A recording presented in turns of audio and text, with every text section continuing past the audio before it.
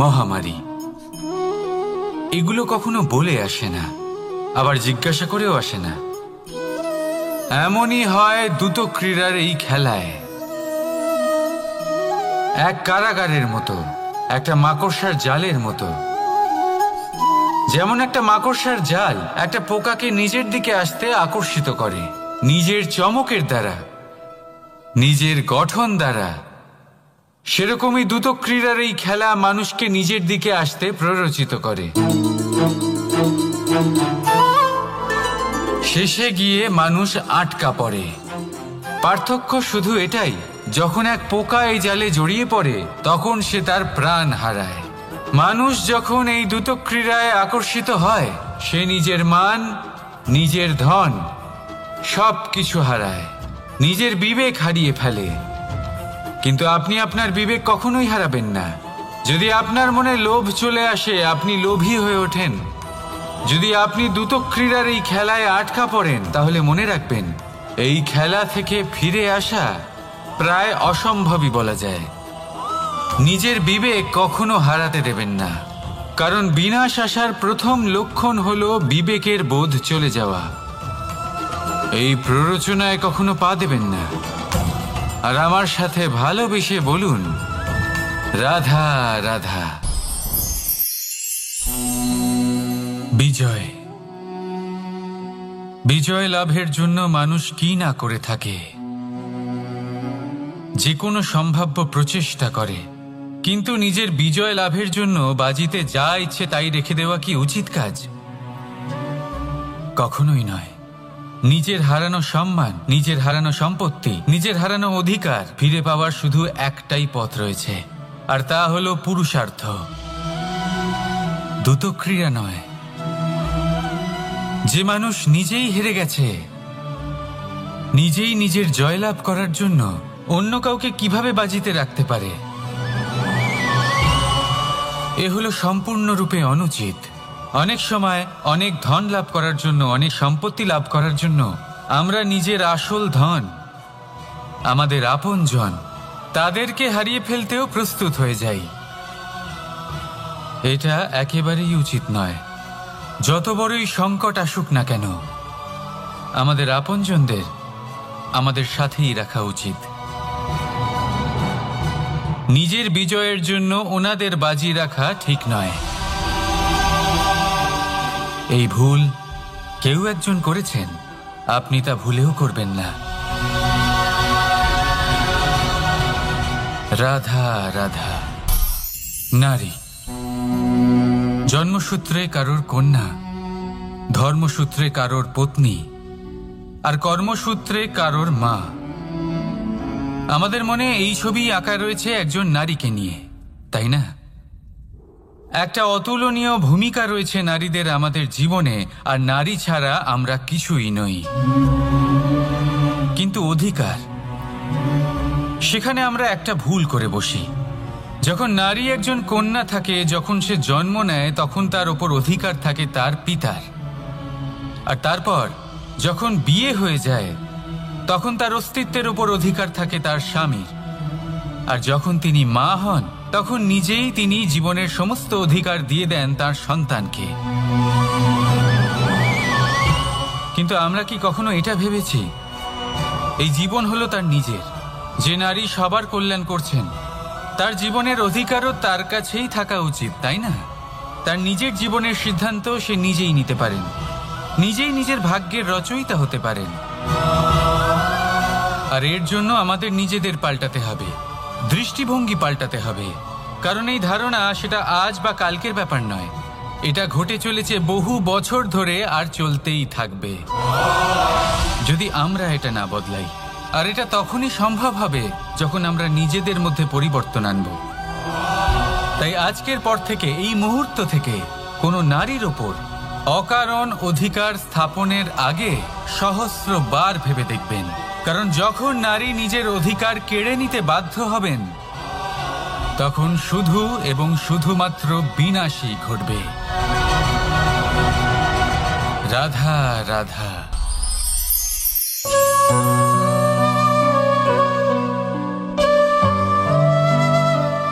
নারী পুরুষরা যাকে নাম দিয়েছেন ত্রিয়া, কেন দিয়েছেন, কে দিয়েছেন, কেউ তা জানে না।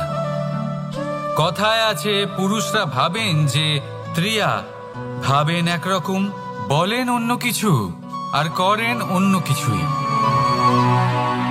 কিন্তু সত্যিটা কি এটাই? আসল সত্যি হলো এটাই যে ত্রিয়া হলো সেই চরিত্রহীন পুরুষ, আর কেউ নয়। সেই পুরুষ যারা নারীকে বলেন যে আপনি হলেন মা, আপনি হলেন দেবী, আপনি হলেন বোন, আর ভাবেন কি? ভাবেন যে এই নারী হলো আমাদের পায়ের ধুলো, আর কিচ্ছু নয়। আর কি করেন? ওনাদের মাথায়, ওনাদের খোপায় মালা পরিয়ে দিয়ে ভাবেন যে ওনারা হলেন তাদের পায়ের ধুলোর সমান। একজন নারীর সম্মান ভঙ্গ করেন, তাদের দাসী মনে করেন। ভুলবেন না, যত্র নারী আস্ত পূজ্যন্তে রমন্তে তত্র দেবতা। অর্থাৎ যেখানে নারীকে পুজো করা হয় সেখানে ঈশ্বর বাস করেন, আর যেখানে নারীকে অপমান করা হয় সেখানে ঈশ্বর এবং ভাগ্য এই দুই রুষ্ট হয়। মনে রাখবেন, যদি নারী কল্যাণকারী হতে পারেন তাহলে নারী মহাচণ্ডী রূপও ধারণ করতে পারেন। যদি একজন নারী মাতা হয়ে জন্মদান করতে পারেন তাহলে নারী মৃত্যু হয়ে বিনাশও করতে পারেন। যেখানে নারী অপমানিত হবেন সেখানে মহান ভারতও মহাভারতের পথে অগ্রসর হতে পারে। তাই মনে রাখবেন, নারীর অপমান যেন কখনোই না ঘটে। আর যদি কোথাও নারীর অপমান হয় তার অর্থ হলো আপনার বিনাশ আপনার দিকেই আসছে, আর এটা হলো তার প্রথম পদক্ষেপের প্রথম পদধ্বনি। রাধা রাধা। যদি সন্তান কোনো দুষ্কর্ম করে তাহলে সেই অপরাধ শুধু কি সেই সন্তানের? না, যদি সন্তান দুষ্কর্ম করে তাহলে অপরাধী তার মাতা পিতাও, যারা পুত্রমোহর কারণে সেই অনুচিত কাজে তাকে বাধা দেননি।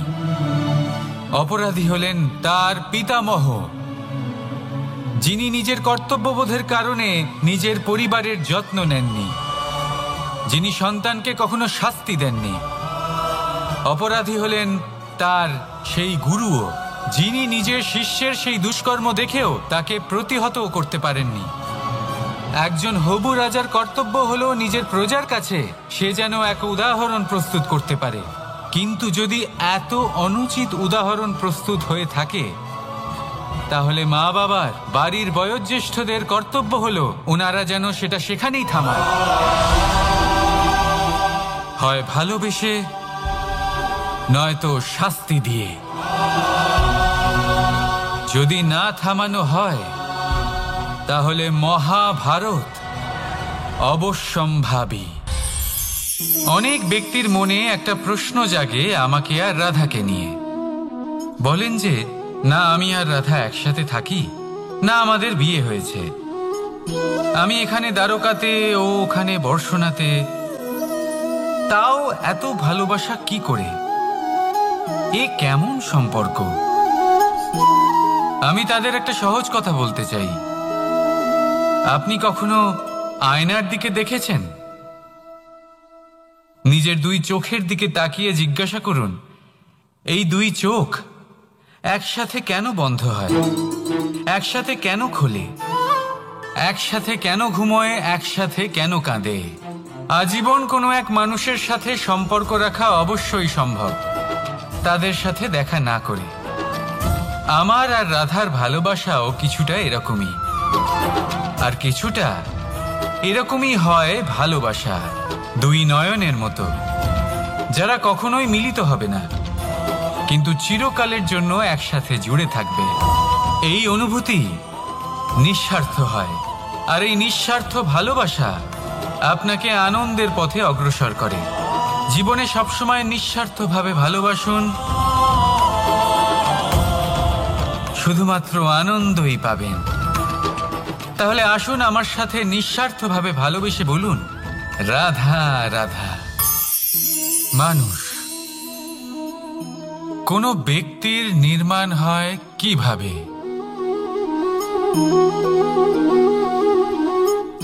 কেউ বলবেন পঞ্চতত্ত্বের দ্বারা, কেউ বলবেন আত্মা, দেহ ও চেতনার দ্বারা, কেউ বলবেন ঈশ্বরের কৃপার দ্বারা, তো কেউ বলবেন এই প্রকৃতির পরীক্ষার দ্বারা। না, মানুষের নির্মাণ হয়ে থাকে বিশ্বাস দ্বারা। ব্যক্তি তখনই গড়ে ওঠেন যখন ব্যক্তিত্ব থাকে, ঠিক কিনা? আর ব্যক্তিত্ব তখনই হবে আর সেরকমই হবে যেরকম বিশ্বাস আপনি নিজের উপরে রাখবেন। যদি আপনি মনে করেন আপনি বিষের ন্যায় হবেন, তাহলে আপনি বিষাক্তই হবেন। যদি আপনি এটা মনে করেন যে আপনি অমৃতের ন্যায় হবেন, তাহলে আপনি অমরই হয়ে যাবেন। যদি আপনি নিজের উপরে বিশ্বাস রাখেন যে আপনি সংসারের সব থেকে উঁচু পর্বতের শিখরে পৌঁছতে পারবেন, তাহলে আপনি অবশ্যই পৌঁছবেন। যদি আপনার এরকম মনে হয় যে আপনি এরকম কখনো করতে পারবেন না, তাহলে এরকম কখনোই হবে না। ভেবে দেখবেন, বিশ্বাসের মধ্যেই বিশ্ব বাস করে থাকে, তো আপনার অস্তিত্ব কেন করবে না? যেমন বিশ্বাস আপনি নিজের উপরে রাখবেন, তেমনই আপনি হয়ে উঠবেন। সেই জন্য নিজের উপরে বিশ্বাস রাখুন, আর হ্যাঁ, ভালোবেসে বলুন, রাধা রাধা। শত্রুতা, একজন মানুষ অন্য মানুষের সাথে শত্রুতা করে বসেন।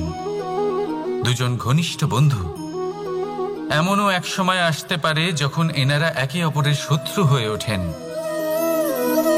এর অনেকগুলো কারণ হতে পারে, কিন্তু মূল কারণ হলো আলোচনা। আগে হ্যাঁ, আপনি যদি কারোর বিষয়ে আলোচনা করেন তাহলে সে আপনার শত্রু হয়ে যেতে পারে। এবার মনে একটা প্রশ্ন আসতে পারে যে এটা কিভাবে সম্ভব হতে পারে? আলোচনা, এটা তো অত্যন্ত জরুরি। যদি আমি নিজের বন্ধুর খারাপ কাজের বিষয়ে আলোচনাই না করি, তাহলে সে শুধরবে কি করে? এ কথা সত্যি যে আলোচনা আবশ্যক, কিন্তু তার থেকেও বেশি গুরুত্বপূর্ণ এবং আবশ্যক হলো আপনার এই সিদ্ধান্ত। সিদ্ধান্ত এটাই যে আপনার এই আলোচনা কোন স্থানে করবেন। যদি এটা সবার সামনে করবেন ভাবেন, তাহলে তা অপমানও হয়ে যেতে পারে। যদি এটা আলাদাভাবে করেন, তাহলে তা পরামর্শ হয়ে যায়। অপমান কেউ স্বীকার করতে পারেন না, কিন্তু পরামর্শ সকলের ভালো লাগে। তাহলে যদি আপন কারোর জন্য ভালো কিছু চান, কাউকে শুধরে দিতে চান, আর আপনার মনে হয় আলোচনা আবশ্যক, তাহলে সর্বপ্রথম সময়, পরিস্থিতি আর স্থানের কথা মনে রাখবেন, নয়তো এই আলোচনা আপনাকে খুব ভোগাতে পারে। তাহলে আসুন আমার সাথে ভালোবেসে বলুন, রাধা রাধা। আপনার জীবনেও কি সমস্যা রয়েছে? অবশ্যই থাকবে। প্রত্যেকের জীবনেই সমস্যা থাকে। প্রত্যেক মানুষ জিজ্ঞাসাও করেন যে এই সমস্যা আসলে কি আর কেন আসে জীবনে। আপনাকে একটা কথা বলে দিই যে সমস্যা আসলে সেটা নয় যা আপনার পথে বাধা সৃষ্টি করে, বরং সমস্যা হলো সেটাই যেটা আপনি তখন দেখতে পান যখন আপনার একাগ্রতা আপনার পথ থেকে, আপনার লক্ষ্য থেকে সরে যেতে থাকে। আর এই সমস্যাগুলি দূর করার জন্য, এর সমাধান করার জন্য একটাই পথ আছে, নিজের সমস্ত ভাবনা আরো একবার একাগ্র করুন নিজের পথের দিকে, নিজের লক্ষ্যের দিকে। আপনার সমস্ত ভাবনা যদি কেন্দ্রীভূত হয় নিজের লক্ষ্যে, তাহলে এই সমস্যা দূরে থাকবে। যদি এরকম না হয়, যদি আপনার মন একটু অন্যদিকে চলে যায়, তাহলে এই সমস্ত সমস্যা আবার সামনে চলে আসে আর বাড়তেও থাকে। দেখুন, যেখানে আপনার লক্ষ্য রয়েছে, বান যদি সেখানেই চালাতে হয়, তাহলে দৃষ্টি তো সেদিকেই রাখতে হবে। তবেই তো আপনি সেই লক্ষ্য ভেদ করতে পারবেন। সেই জন্য মনে রাখবেন, সর্বদা লক্ষ্য রাখবেন নিজের পথে, সেই পথেই সামনে এগোতে থাকুন নিজের লক্ষ্যের দিকে। আপনি যত সামনে এগোতে থাকবেন, এই সমস্যা তত পিছিয়ে যাবে। তাহলে আসুন, আমার সাথে ভালোবেসে বলুন, রাধা রাধা। এই পাখিরা সত্যি খুব সুন্দর, আমার খুব ভালো লাগে। আপনি নিশ্চয়ই শুনে থাকবেন যে কিছু পাখির কাছে ডানা অবশ্যই থাকে, কিন্তু উড়তে পারে না। তারা চায় উঁচু আকাশে উড়ে বেড়াতে এবং মেঘেদের সাথে কথা বলতে, করতেই পারে না। এবার এই সংসারেও পাওয়া যায় ঘুড়িও। এদের মধ্যে না জীবন আছে, না প্রাণ আছে, আর না আছে ডানা, কিন্তু এরা আকাশের সাথে কথা বলে, হাওয়ার বেগের সাথে কথা বলে, আনন্দ করে, উৎফুল্ল হয়ে ওঠে। আকাশে জীবনের কিছু মুহূর্ত কাটায়। তার কারণ কি হতে পারে? কারণ হলো সুতো। এই সুতো যদি সঠিক হাতে থাকে, তাহলে এই কাগজের তৈরি ঘুড়িও আকাশের উচ্চতায় উড়ে বেড়াতে পারে। এবার এই সুতো আসলে কি? এই সুতো হলো আসলে ভালোবাসা। এই সুতো হলো আসলে বিশ্বাসের। আর এটা আপনি দিয়ে থাকেন তাদের হাতে যাদের আপনি বিশ্বাস করেন, যাদের আপনি নিজের সর্বস্ব দিয়ে দেন। ভেবে দেখুন, এই ভালোবাসা আর বিশ্বাসের সুতো আপনি যদি সঠিক মানুষের হাতে দিয়ে দেন, তাহলে আপনি অনেক উচ্চতায় উঠতে পারবেন, আকাশের উচ্চতায় উড়ে বেড়াতে পারবেন, মেঘের সাথে কথা বলতে পারবেন, পাখিদের মতো উড়তে পারবেন, যা ইচ্ছে তাই করতে পারবেন। শুধু এই মানুষ সঠিক হতে হবে, এমন একজন মানুষ যার মনে আপনার জন্য ভালোবাসা রয়েছে, এমন এক মানুষ যার মনে কোনো স্বার্থ নেই, যিনি পরোপকারী, এমন একজন ব্যক্তি যিনি আপনার অস্তিত্বকে বাইরে নিয়ে আসতে পারবেন, তাকে উজ্জ্বল করে তুলবেন। তাহলে ভালোবাসুন, আনন্দ করতে থাকুন, আর এই আনন্দ সহকারে বলুন, রাধা রাধা। বাজ পাখিকে পক্ষীরাজ বলা হয়। বাজের আয়ু হলো মোটামুটি 70 বছর। এবার 40 বছর হতে হতেই ওদের পালক লম্বা এবং ভঙ্গুর হয়ে যেতে থাকে, ঠোঁট বেঁকে যায়, ডানা ভারী হয়ে যায়, অর্থাৎ আগের মতো উড়তে পারে না, সেই শক্তি থাকে না। এবার সেই বাজ কি করবে? বাজ সব থেকে কঠিন নির্বাচন করে, নির্বাচন নিজের পুনর্স্থাপনার। সর্বপ্রথম একটা বিশাল পর্বতে যায়, একান্তে নিজের এক বাসস্থান তৈরি করে, আর তারপরে পাথরের সাথে নিজের ঠোঁট বারবার আঘাত করতে করতে সেই ঠোঁট ভেঙে ফেলে। তারপরে সে অপেক্ষা করে সেই ঠোঁট পুনর্নির্মাণ হওয়ার। তারপর সেটাই করে নিজের পালকের সাথে। তারপরে নিজের ডানা থেকে এক এক করে ভারী পালকগুলো ছিঁড়ে ফেলে দেয়। আর তারপর 150 দিনের এই যন্ত্রণা সহ্য করার পরে ও ফিরে পায় নিজের ওড়বার অনন্য ক্ষমতা, সেই শক্তি। আর তারপরে ও জীবনের পরবর্তী 30 বছর বাঁচে। কি বুঝলেন আপনি? যদি ইচ্ছে শক্তি থাকে, তাহলে একজন দুর্বলও শক্তিশালী হতে পারে। আপনিও এটাই করুন, নিজের অতীতের যন্ত্রণার বোঝাগুলিকে ত্যাগ করুন, আর কল্পনার খোলা আকাশে উন্মুক্ত হয়ে উড়ে বেড়ান। নিজের পুনর্স্থাপনা করুন, তবেই সর্বশ্রেষ্ঠ হতে পারবেন। আর মনে রাখবেন, এই ছোট ছোট পদক্ষেপই বড় বড় শিখরে পৌঁছে দিতে পারে। তাহলে আসুন আর আমার সাথে ভালোবেসে বলুন, রাধা রাধা। আপনি কি কখনো জলকে নিজের মুঠোতে ধরে রাখার চেষ্টা করেছেন? চলুন আজ করা যাক।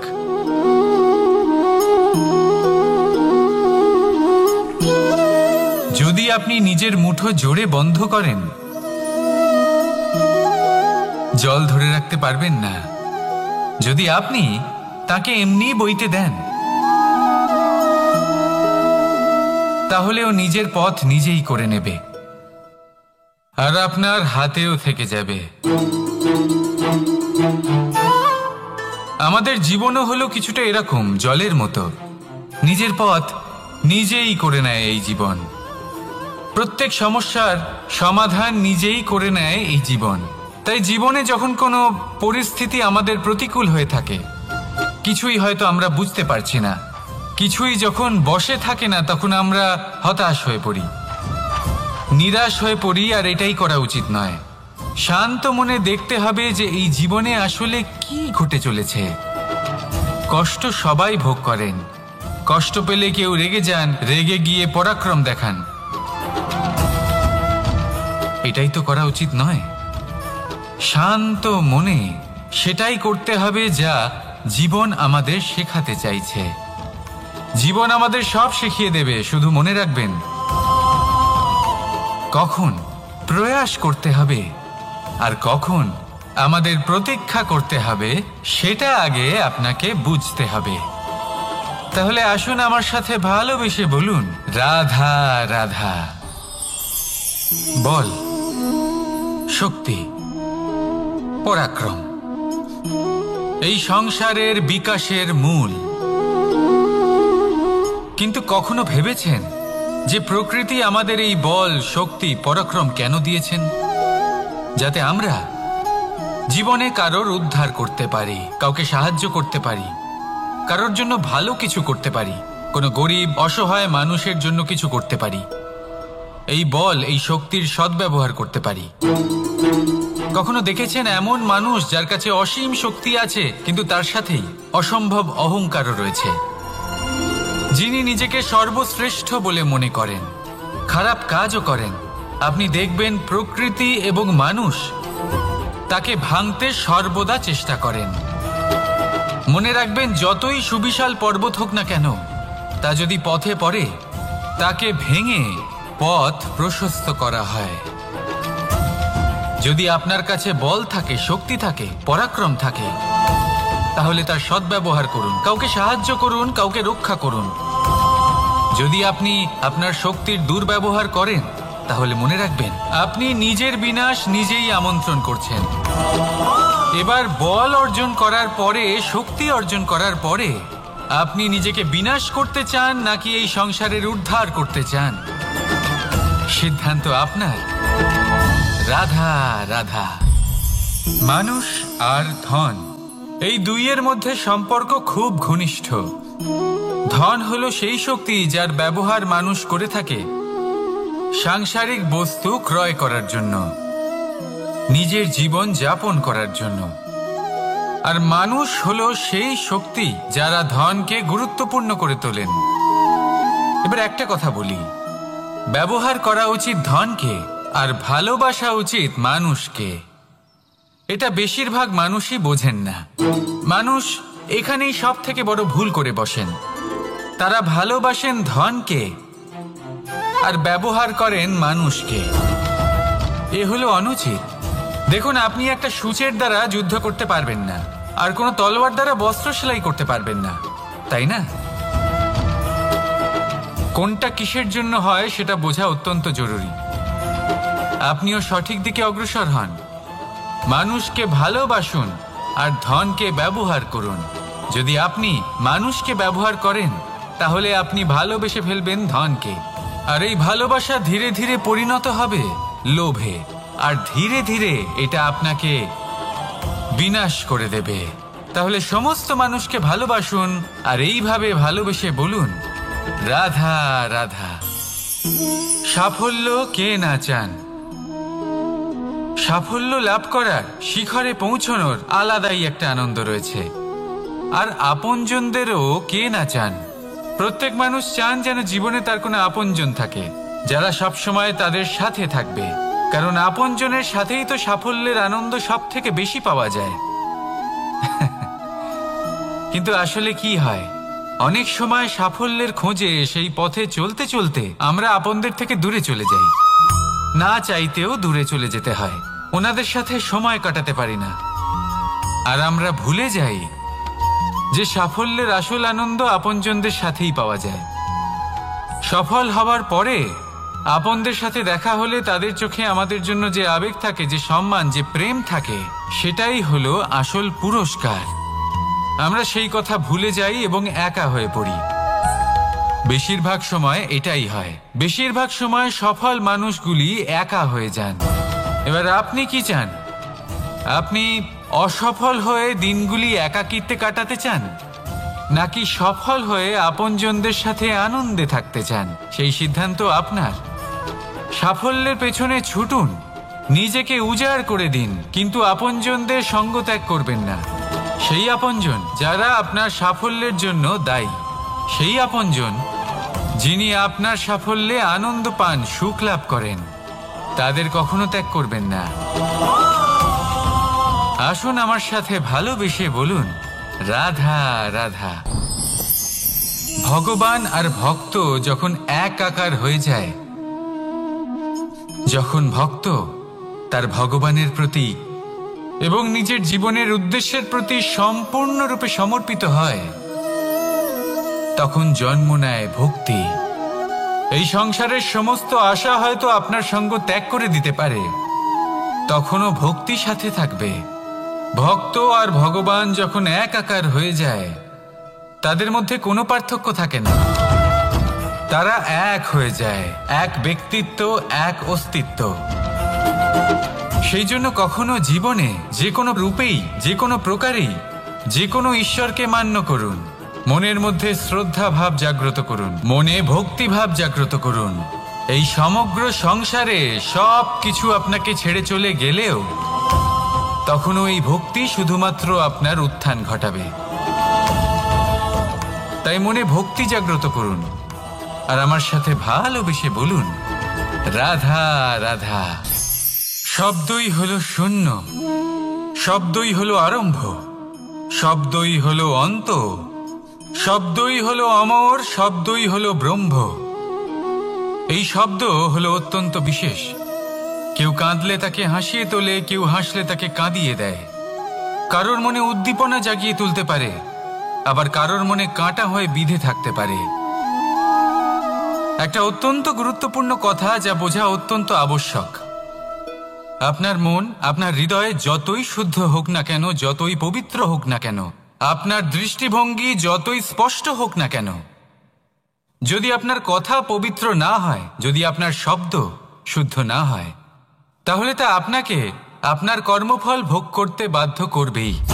একটা সহজ উদাহরণ দিই। আপনার জীবনে এমন কেউ অবশ্যই থাকবেন যাকে আপনি পছন্দ করেন না, যিনি হয়তো অধর্মী মানুষ, যিনি হয়তো দুর্বুদ্ধি সম্পন্ন মানুষ, কিন্তু তার জন্য অপশব্দ প্রয়োগ করলে তার মধ্যে কোনো পরিবর্তন আসবে না, তার মানসিকতা বদলাবে না, শুধু মনে প্রতিশোধ স্পৃহা জেগে উঠবে, মনে হিংসা জাগবে, আর কিচ্ছু নয়। সেই জন্য নিজের শব্দকে নিয়ন্ত্রণ করুন, নিজের কথা সংযত করুন। শ্রেষ্ঠ থেকে শ্রেষ্ঠতর মানুষকেও সাবধানী হতে হয়, কারণ যদি এই শব্দের প্রয়োগ সঠিক না হয়, তাহলে আজীবন মানুষকে নির্বাক হয়ে থাকতে হতে পারে। তাহলে নিজের শব্দ নিয়ন্ত্রিত রাখুন, নিজের কথাকে শুভ করুন, এতে প্রেমবোধ জাগিয়ে তুলুন, আর সেই প্রেমবোধ নিয়েই বলুন, রাধা রাধা। বরদান এবং অভিশাপ, এই দুই হলো একই মুদ্রার দুটি পিঠ। এই বরদান আমরা অনেক কারণে পেতে পারি। কখনো নিজের পরিশ্রমের কারণে, কখনো নিজের তপস্যার কারণে, কখনো আমাদের পূর্বপুরুষদের কর্ম ও তপস্যার কারণে। কিন্তু এই বরদান কতক্ষণ বরদান থাকবে তা আমরা নিশ্চিত করতে পারি না। তা সুনিশ্চিত করে শুধুমাত্র আমাদের কর্ম। যদি আপনাকে উদাহরণ দিই, আপনি রেশমের কীট দেখেছেন? ও বরদান পেয়েছে যে ও নিজের সুরক্ষার জন্য খোলস বানাতে পারে। এবারও তাতে এত মত্ত হয়ে যায় যে এমন এক আবরণ বানিয়ে ফেলে যাতে সে নিজেই আবদ্ধ হয়ে চাপা পড়ে মরে যায়। এটার তাৎপর্য কি? তাৎপর্য খুবই সরল। গর্ব করা খুবই ভালো, কিন্তু অহংকার করা কখনোই উচিত নয়। যদি অহংকার মনের মধ্যে প্রবেশ করে, তাহলে এই বরদান অভিশাপে পরিণত হতে সময় লাগে না। আর যদি কর্ম শ্রেষ্ঠ হয় তাহলে অভিশাপও বরদানে পরিণত হয়। তাহলে আসুন শ্রেষ্ঠ কর্ম করুন আর আমার সাথে ভালোবেসে বলুন রাধা রাধা।